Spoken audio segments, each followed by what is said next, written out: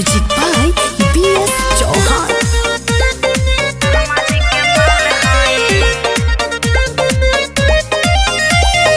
रहलू तू छोटे अब गईलू गोटाई, कौन विटामिन खैलू गईलू मोटाई। कह तू तो लिख देती पूरा पाई पाई, गाना खानदान के ले लू लो भर बनाई।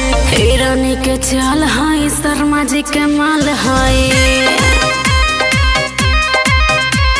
लोहर से गोले निहाई सोना दाल हाई।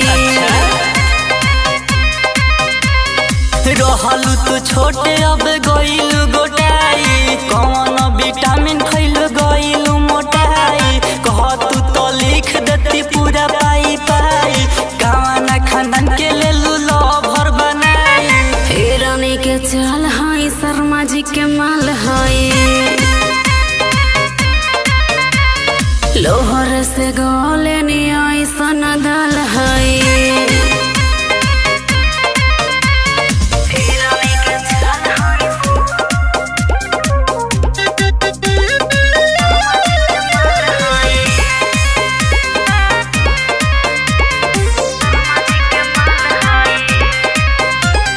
हमारा डुपाटा पकाटा चले हो, बानी न खाली हमर साटा चले हो। आउलू हटोली आज भेंट होई रे, रात भर मम्मीला सेट होई रे। हिरनी के चाल हाई शर्मा जी के माल हाई, लोहर से गोले निहाई सोना दाल हाई।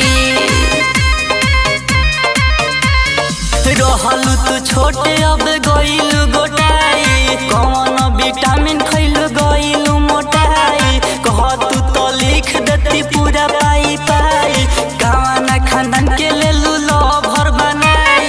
हिरनी के चाल हाई शर्मा जी के माल हाई, लोहर से गोले निहाई सोना दाल हाई।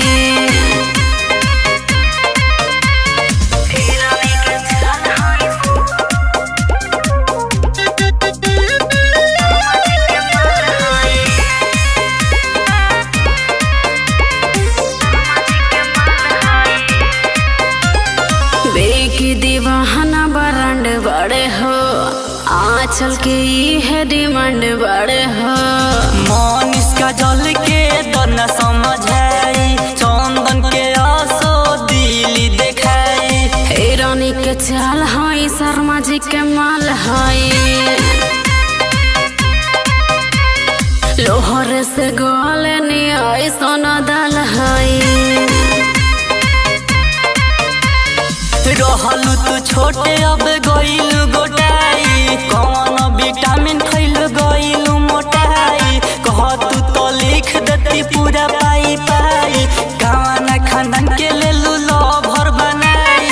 हिरनी के चाल हाई शर्मा जी के माल हाई, लोहर से गोले निहाई सोना दाल हाई।